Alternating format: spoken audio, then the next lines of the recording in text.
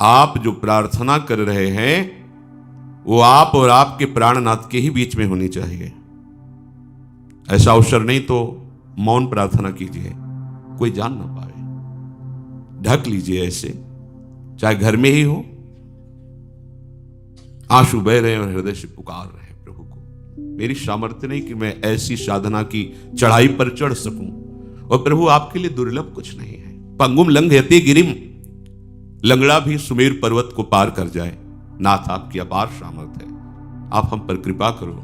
और ये कृपा हम केवल भजन के लिए मांग रहे हैं, और कुछ मांगे भी तो मत देना, केवल अपना भजन दे दीजिए। प्रभु मेरे सामने हैं, मेरी बात को सुन रहे हैं, मुझे देख रहे हैं, मैं भले उनको नहीं देख पा रहा।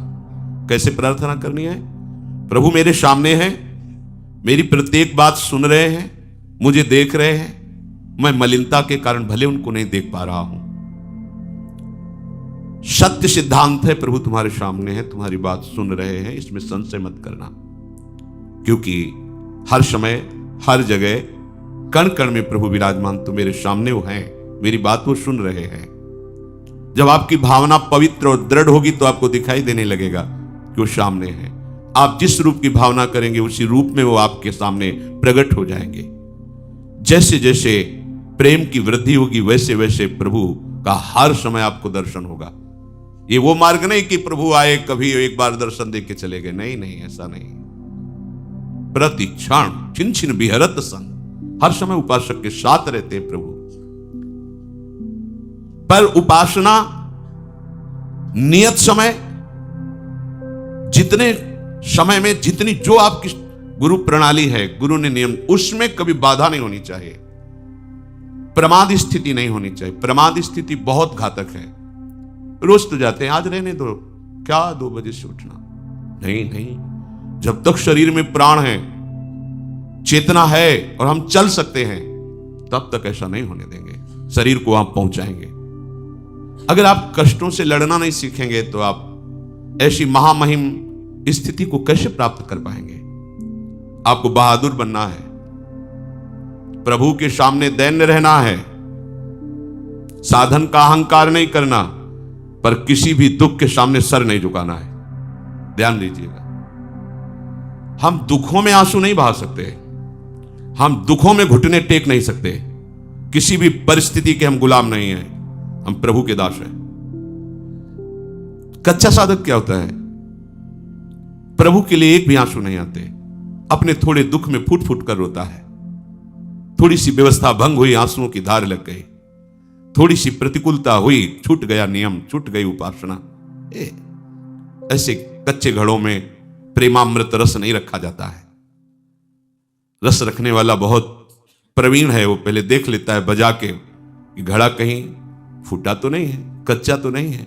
क्योंकि अत्यंत दुर्लभ ये प्रेम रस आचार्य और गुरु उसी के हृदय में रखते हैं, जो समस्त द्वंद्वों के सहने की सामर्थ्य रखता है।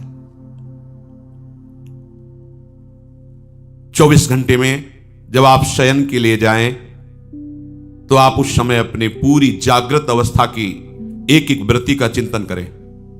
आज जब से जगे थे और अब शयन करने जा रहे हैं, कौन कौन सी ऐसी वृत्ति आई जो प्रभु से विमुख करने वाली थी, कौन कौन सी ऐसी बात हुई जो प्रभु से विमुख करने वाली थी, कौन कौन सी ऐसी क्रिया हुई जो प्रभु से विमुख, और उसको अपने दिमाग में रखो। कल से नहीं होने पाएगा, ये बात नहीं होगी, ये त्रुटि नहीं होगी, ये क्रिया नहीं होगी। और प्रभु से प्रार्थना करो, नाथ हमें बल प्रदान करो कि जो आज हमारी उपासना में त्रुटि हुई वो कल नहीं होनी चाहिए। अगर पुनः होती है तो फिर हम पश्चाताप करेंगे, फिर हम दृढ़ नियम लेंगे और एक दिन हम इन त्रुटियों पर विजय प्राप्त कर लेंगे।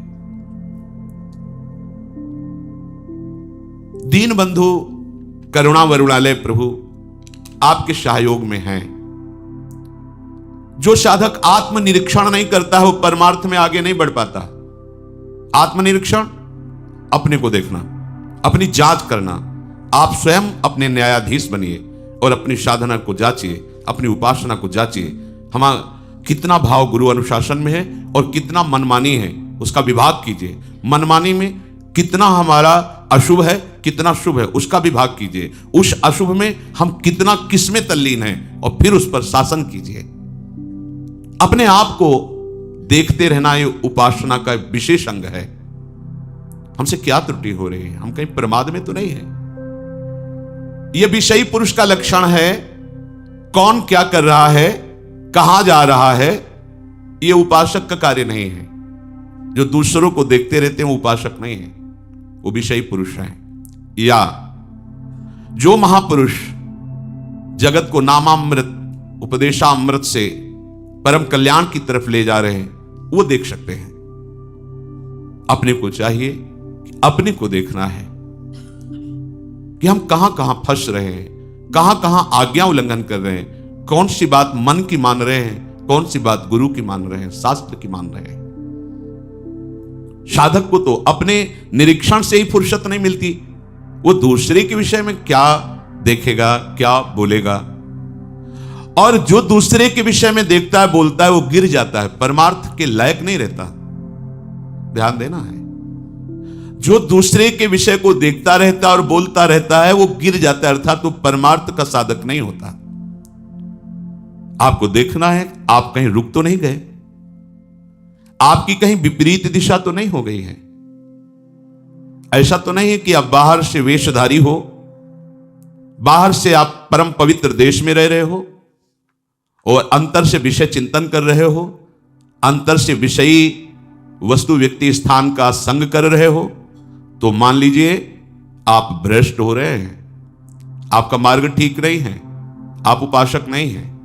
फिर सुनिए, उपासक को देखना है कि बाहर से पुण्यात्मा का परम पवित्र वेश धारण किए हैं, बाहर से परम पवित्र पुण्य देश में रह रहे हैं और अंतर से विषयों का चिंतन हो रहा है, विषय वस्तु व्यक्ति स्थान का संग कर रहे हैं, तो आप भ्रष्ट हैं। भ्रष्ट हो जाएंगे नहीं, आप भ्रष्ट हैं, अर्थात भ्रष्ट माने गिरे हुए। आप अपने मार्ग से गिर चुके हैं, आप उपासक नहीं हैं। उपासक को यह बात देखनी है, हमारा मन विषयों की ओर जा रहा है कि हमारा मन प्रभु की ओर जा रहा है। हमारा लक्ष्य क्या है? प्रिया प्रीतम। तो हमारा मन किधर जाएगा? प्रिया प्रीतम की तरफ जाना चाहिए। विषयों की तरफ क्यों जा रहा है? विषय भोगों की तरफ क्यों जा रहा है? क्या है? लक्ष्य नहीं दृढ़ है, आपको पता नहीं आपको कहां जाना है, आप किधर जा रहे हैं। आप परीक्षा कीजिए अपने हृदय की, निरीक्षण कीजिए। साधक इसी परीक्षा में पास होकर उपासना की ऊंचाई पर चढ़ता है। जिसका मन विषयों से हट हटकर बार बार आराध्य देव की ओर जा रहा है, पर बीच बीच में विक्षेप विषय डाल रहे, उसे चिंता नहीं करनी, वो उन्नति की ओर जा रहा है। जो बाहर से सब कुछ भागवतिक है, लेकिन अंदर से केवल विषय चिंतन और उसको पश्चाताप भी नहीं है, वो चाहे जितने जन्म ऐसे बना रहे, कोई लाभ लेने वाला नहीं। वर्ष नहीं कह रहे, जन्म, चाहे जितने जन्म, लाभ नहीं मिलने वाला। नियत बुरी है उसकी, नियत बुरी है। और जो बार बार अपने मन को प्रभु में लगाता है, विवश होकर विषय चिंतन बन जाता है, तो उसको जलन होती है। यह ठीक रास्ते पर है, इसकी नियत अच्छी है, उद्देश्य अच्छा है, वो जा रहा है अपने प्रीतम की ओर, वो मुड़ गया है अपने प्रीतम की ओर। सबसे पहली साधक को यह वृत्ति देखनी है कि तुम्हारी गति मुड़ी है कि नहीं प्रभु की तरफ। बहुत बहुत अमृतमयी बात, आपकी गति प्रभु की तरफ मुड़ी है कि नहीं। बाहरी परिवर्तन नहीं है, बाहर से छोड़ करके पवित्र भूमि पे आकर वास कर रहे, बाहरी वेश छोड़ करके पवित्र वेश धारण किए हुए हैं, पर हमारी आंतरिक वृत्ति कहां जा रही, आंतरिक वृत्ति कहां जुड़ी हुई है, आप किस मोड़ से जा रहे हैं, यह आपको पता होना चाहिए। विषयाभिमुख जीवन को मोड़कर प्रभु के सम्मुख करना, यही तो उपासना है। यदि हम बाहरी भेष पवित्र है, पवित्र देश में रहते हैं, चिंतन विषयों का करते हैं, बाहरी त्याग दिखाकर मान प्रतिष्ठा चाहते हैं, तो हमारा जीवन विमुखता की तरफ जा रहा है, भगवत विमुखता की तरफ, दुर्गति की तरफ जा रहा है। ध्यान दीजिए, हम ठीक रास्ते पे नहीं हैं। यदि जीवन ऐसे व्यतीत कर दो, कुछ नहीं हाथ लगेगा। और यदि आपने अंदर से अपना रास्ता चयन किया है, परमार्थ लक्ष्य निश्चित किया है श्यामा श्याम, और बार बार प्रयासरत है उनके नाम रूप लीला गुण का चिंतन गायन, तो आपकी चाल में देर हो सकती है, पर मार्ग में है, इसलिए प्राप्ति में देर नहीं होगी। यह है महामहिम बात। आपने निश्चय पक्का किया है भगवत प्राप्ति का, और आप बार बार प्रयासरत हैं, सफल नहीं हो पा रहे, पर आप मार्ग में हैं। अब आपको भगवत प्राप्ति निश्चित हो जाएगी, क्योंकि प्रभु करुणामय है, वो देख रहे हैं, आपके प्रयास को देख रहे हैं। देर नहीं लगेगी। प्रभु का विरद है, जन्म कोटि अघ नाशं तबहि। प्रभु के वचन हैं, क्षिप्रम भवति धर्मात्मा। अपने को देर की चिंता नहीं है, अपने को मार्ग की चिंता रखनी है। हम किस मार्ग के पथिक हैं और चल कहां रहे हैं, ये अंदर से देखते रहिए। विपरीत मार्ग पर कदम न रखने पाए, कदम न रखने, राजी न हो जाए अंदर के चिंतन से किसी विषय में, नहीं तो विपरीत मार्ग में दौड़ पड़ेंगे। ठीक रास्ते पर चले, ठीक रास्ते पे चल रहे हैं, इसकी पहचान भोगों में अरुचि पैदा होना। प्रारंभ में ही भोग अच्छे न लगना। जब भोग ही अच्छे नहीं लग रहे तो भोग वार्ता अलम विषय वार्तया नरक कोटि बीभत्सया। बंद करो करोड़ों नरकों के द्वारा जैसे घृणित भोग, ऐसे इनकी वार्ता बंद करो। ये बड़े भयावने दुख प्रदान करने वाले गंदी बातें, अलम विषय वार्तया। प्रारंभ में ही उपासक जब सही मार्ग का पथिक होता है तो भोगों में अरुचि होने लगती है। प्रभु में, प्रभु के नाम रूप लीला में उसकी प्रियता होने लगती है। सीधी कसौटी यही है, आपका 24 घंटे में कितना समय प्रभु के नाम रूप लीला धाम के चिंतन में जाता है और कितना विषय में। आंतरिक बात है, आंतरिक। ये मन में देखें, मन में हमारी वृत्ति यदि विषयों की ओर अधिक बढ़ रही है, विषय चिंतन बढ़ रहा है, तो समझना चाहिए कि बाहरी कुछ भी है, पर अंदर से हम विषय की तरफ जा रहे हैं, प्रभु की तरफ नहीं। चाहे आप रहने के स्थान में भले किसी प्रसिद्ध मंदिर में रह रहे हो, साक्षात सत्संग भवन में रह रहे हो, या भगवान के किसी पवित्र धाम में रह रहे हो, पर आपके अंदर के भवन का जो वातावरण ठीक नहीं है, तो बात नहीं बनी है। तुम्हें अपने भवन में सोहनी पोछा लगाना है, इसे साफ करो, अपने हृदय की मलिनता को दूर करो, इस कूड़ा करकट को बाहर निकाल फेंको। अंदर तुम्हें झाड़ू लगा करके, पोछा लगा करके पवित्र करना है, क्योंकि हृदय मंदिर में यदि भगवत स्मृति नहीं हुई, भगवत चिंतन नहीं हुआ, ये सब कूड़ा करकट विषय चिंतन है, तो यहां जो वर्णन कर रहे कि आप भले किसी प्रसिद्ध मंदिर में ही रात दिन रह रहे हैं, सत्संग भवन में रह रहे हैं, या भगवान के धाम में रह रहे हैं, आपका मार्ग ठीक नहीं है। जिससे कोई कहे वृंदावन धाम की इतनी महिमा है, अब आप यहां ऐसी बात करें, दूसरा कोई बोले तो बोले, आप तो समझो धाम की क्या महिमा है। तो धाम का प्रभाव क्या है? भजन गहे फिरे बाह, वृंदावन बस के इतनो बड़ो सयान, जुगल चरण के भजन बिन निमिष नतीजे जान। वृंदावन ई विधि बसे तज के सब अभिमान, तृणते नीचो आपको जाने सोई जान। भजन, यहां इस विशेष महिमा है कि यहां भजन के परमाणु हैं। आपको भजन करने में ज्यादा परेशानी नहीं पड़ेगी, बड़ा सहयोग मिलेगा। पर भजन ना हो तो करोगे क्या? विषय चिंतन, विषय क्रीड़ा। तो विषय क्रीड़ा का धाम थोड़ी है, ये तो प्रिया प्रीतम की नित्य प्रेम लीला स्थली है। फिर तो भारी अपराध बनेगा। तुम्हारे पास कम समय है, ज्यादा विचार करने का समय नहीं कि क्या करूं क्या ना करूं। राग द्वेष युक्त पुरुष यदि कहीं भी रहेगा तो राग द्वेष ही फैलाएगा। एक एक वृत्ति अंदर से दूर करो। कुछ राग द्वेष युक्त शास्त्र स्वाध्याय करके उपदेशक बन जाते हैं, अपने हृदय के राग द्वेष को दूर नहीं कर पाते, तो उनके उपदेशों में पाया जाता है वो शैव और वैष्णव इसी पक्ष को लेकर एक दूसरे की निंदा करते हैं, उपासकों की उपासना की निंदा करते, किसी एक का पक्ष लेके दूसरे को नीचा दिखाना, ऐसे इसी में जीवन वो अपना सार्थक समझते हैं। उपासक को इन सब पचड़ों में नहीं फंसना, अपने मन को इस कसौटी पर कसते रहना है कि आराध्य देव की ओर आपकी कितनी अधिक से अधिक वृत्तियां जा रही है। यदि भोगों की ओर से मुख नहीं मोड़ोगे तो अभी चलना ही प्रारंभ नहीं किया, लक्ष्य की प्राप्ति कैसे होगी? अपने जीवन को प्रभु के सन्मुख कर लेने का मतलब है अंतर की एक एक वृत्ति से प्रभु का निरंतर चिंतन होना। तभी तो कह रहे अकलमशम, निष्पाप हो जाता है। जिसने अंदर की वृत्ति को प्रभु के चिंतन में नहीं लगाया और बाहर से बड़ी मेहनत वाली सब, अंदर से विषय चिंतन, तो कह रहे ये ऐसा ही हुआ जैसे कई लोग भांग छान करके नौका विहार करने के लिए नाव में बैठे विश्राम घाट में और खेना प्रारंभ किया, भुजाएं तक थक गई, पसीना से लथपथ हो गए, किनारा नहीं आया। आपस में विचार करने लगे कि किनारा क्यों नहीं आया, परिश्रम तो बहुत कर रहे हैं, समय बहुत लगा, लेकिन राह तो पूरी नहीं हुई, अभी किनारा ही नहीं आया। तो उतर करके उसको सावधानी पूर्वक जांच की तो बोले यार खूंटा से नाव खोलना ही भूल गए, क्योंकि भांग के नशे में थे, खूंटा से नाव खोलना ही भूल गए और पूरा का पूरा श्रम लगा दिया।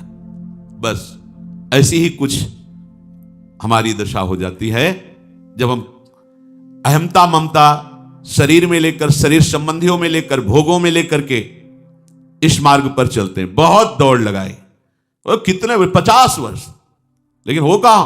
बोले एक कदम आगे नहीं है। क्यों? बोले खूंटा से ही नाव नहीं।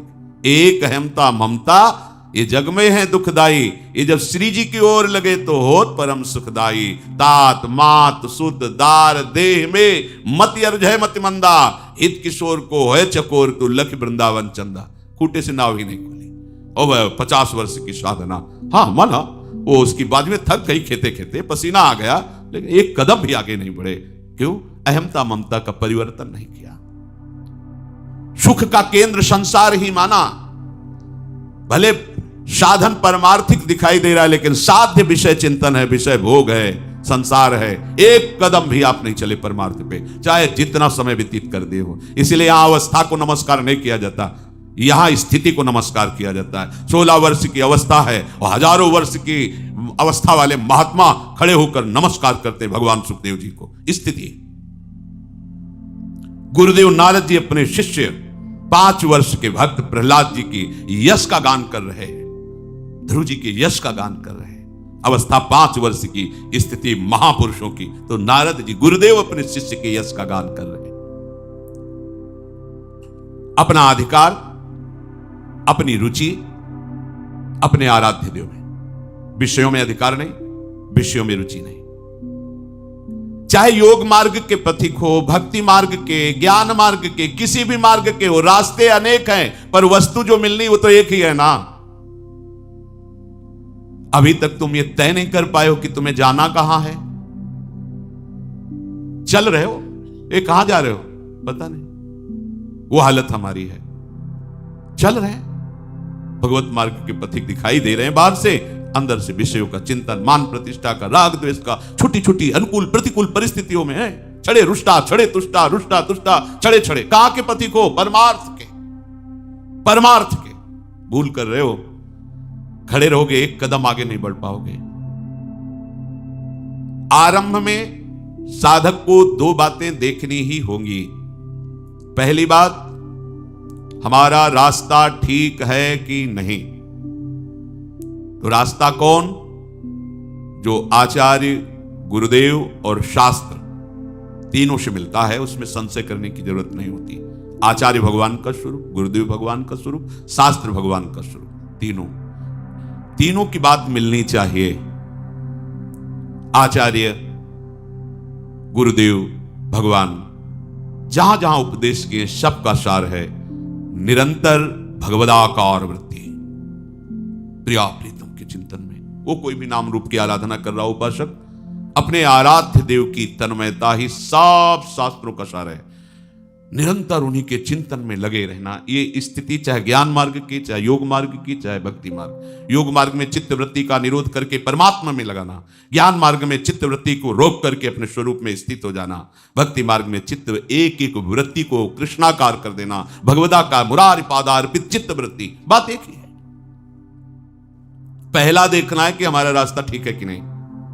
रास्ता चयन हो गया, श्री वृंदावन धाम, नौ निकुंज, प्रिया प्रीतम, उनके 8 पहर सेवा, उनका 8 पहर चिंतन, लीला गुणगान। अब हमें किसी से पूछने की जरूरत नहीं, रास्ता। अब रही बात चलने की, तो हम प्रमाद तो नहीं कर रहे। 2 बातें आवश्यक हैं सबको अपने जीवन में देख। आपका रास्ता तय हो गया, यदि लक्ष्य आपने चयन कर लिया, चाल बड़े धीमी हो, तभी कई बार सत्संग में का चित्त का तो समाधान हो जाना चाहिए, अर्थात उपासक को उपासना और उपास्य देव के विषय में अब कोई जानने की बात नहीं रहनी चाहिए। हमारी उपासना क्या है, हमारे उपास्य देव कौन है, हमारा लक्ष्य क्या है, ये पक्का। अब दूसरी बात आ गई, प्रमाद नहीं करना। रास्ता तय निश्चित हो गया, अब हमें उसमें चलना है, प्रमाद नहीं करना। ये रास्ता इतना लुभावना है कि आसपास बहुत सुंदर सुंदर चीजें फेंकी जाएंगी और वहीं से गली बदल जाएगी। राई के सम चलत ही होत और क्यों, कठिन है रसिक अनन्यता। ये बहुत कठिन प्रेम में होता है। प्रेम का क्या होता है, अपने लक्ष्य में दृढ़ रहना। अगर थोड़ा भी लुभायमान किसी से भी हो गए तो हम जान नहीं पाएंगे, कदम तो चल ही रहे, दूसरा मार्ग आ जाएगा। राई के सम चलती होत और क्यों। प्रमाद किसे कहते हैं, करने योग्य कार्य को ना करना और ना करने योग्य कार्य को करना, इसका नाम है प्रमाद। उपासक के जीवन में प्रमाद की गुंजाइश नहीं होनी चाहिए। ना करने योग्य को कभी नहीं करेंगे, करने योग्य को छोड़ेंगे नहीं, चाहे जैसी परिस्थिति हो। दोनों में चाहे जैसी प्राण चले जाए, पर जो नहीं करना है वो नहीं करना है, चाहे प्राण चले जाए, जो करना है वो करना है। देखो ऐसा, तब प्रमाद आपको घेरेगा नहीं तो प्रमाद घेर लेता है, पक्का प्रमाद घेर लेता है। प्रमादी उपासक नहीं हो सकता, प्रमादी भगवत मार्ग का पथिक नहीं हो सकता। दोनों बातें हैं, समझो। जो प्रमादी है वो भगवत मार्ग का पथिक नहीं हो सकता, जो भगवत मार्ग का पथिक है वो प्रमादी नहीं हो सकता। ये मार्ग ऐसा है कि ऐसे ऐसे बुरे लोग भेजे जाएंगे आपके पास कि वो आपको अपना परम हितैषी और मित्र अपने को अनुभव कराएंगे और आपको घसीट करके विपरीत मार्ग में खड़ा करके छोड़ के चल देंगे। सावधान, पहले से बताया जाता है कि इस मार्ग में ठग हैं, चोर हैं, आसपास से। आप अगर मार्ग से नहीं हटे तो आपको नहीं ले जा पाएंगे, पर ये ऐसे हैं कि अपना बड़ा प्रेम दिखाएंगे, आपको ऐसा लगेगा बड़े सुख प्रदान करने वाले हितैषी हैं, और जे ही आप उनकी तरफ देखे तो आपको पता नहीं चलेगा, आपको लगेगा मार्ग में चल रहे हैं। नहीं, वो बातचीत करते हुए आपका मार्ग बदला दिए, आप अलग हो गए। प्रभु की ओर बढ़ने वाला उपासक सावधान रहे। जो भगवद आश्रयी होता है उसको यद्यपि कोई भ्रष्ट नहीं कर सकता, पर सावधान रहे। साधन खूब करना है, पर भरोसा साधन का नहीं रखना है, भरोसा प्रभु का रखना है। जैसे आप पूछेंगे कि इसका भाव क्या, साधन खूब करना, सदाचार से रहो, ब्रह्मचर्य से रहो, सत्य बोलो, किसी की हिंसा मत करो, पवित्र, बड़े ये सब साधन के अंतर्गत आता है, पर हमें भरोसा इनका नहीं है। भरोसा हमें प्रियाजू का है, तो इनको छोड़कर हमें गंदी बातें नहीं करनी, भरोसा इनका नहीं रखना, आचरण यही करने पवित्र, पर इसका अगर भरोसा कर लेंगे तो अहंकार हो जाएगा। भरोसा श्री जी का, और बात तो श्री जी की करुणा से ही बननी है। जो भगवद आश्रयी होता है उसे कोई भ्रष्ट नहीं कर सकता। भगवद आश्रयी उपासना करते हुए अनेकों विघ्न आएंगे, उन विघ्नों को परास्त करने की सामर्थ्य केवल भगवद आश्रय में होती है। बड़ा सूक्ष्म विषय है ये। साधना में, उपासना में विघ्न आएंगे पक्का। उन विघ्नों को परास्त करने की सामर्थ्य या उन विघ्नों से बचने की सामर्थ्य भगवद आश्रय से प्राप्त होती है। प्रभु का आश्रय लेकर प्रभु की उपासना करते हुए आगे बढ़ते रहो, कोई भी विघ्न तुम्हें गिरा नहीं पाएगा। जो प्रभु की उपासना के साथ प्रभु का आश्रय नहीं लेते वो प्रायः गिर ही जाते हैं। ध्यान दीजिए, जो प्रभु की उपासना साधना तो कर रहे हैं पर आश्रय प्रभु का नहीं है, वो प्रायः गिर ही जाते हैं, क्योंकि उनको अपना बल होता है। जे ज्ञान मान विमत तव भव हरनि भक्ति न आदरी, ते पाई सुर दुर्लभ पदादपि परत हम देखत हरि। जो अपने ज्ञान, अपनी साधना, अपने नियम संयम के अभिमान में है, वो ऊंचे ऊंचे पदों पर भी जाकर उनको भ्रष्ट होते देखा गया है। लेकिन भगवद आश्रयी, जो भगवद आश्रयी है उसका गिरना नहीं होता। विश्वास करी सब आस परिहरी, दास तव जे होई रहे, जप नाम तव बिनु श्रम तरई, भवनाथ सो समराम है। ये भागवती की उपासना कर रहे हैं, साधना कर रहे हैं, पर आश्रय प्रभु के चरणों का नहीं है तो ऊंचे ऊंचे पदों में जाकर भी भ्रष्ट होना पड़ेगा। और विश्वास करी सब आस परिहरी, दास तव जे होई रहे, तो जप नाम तव बिनु श्रम तरहि, भवनाथ सो संग्राम है।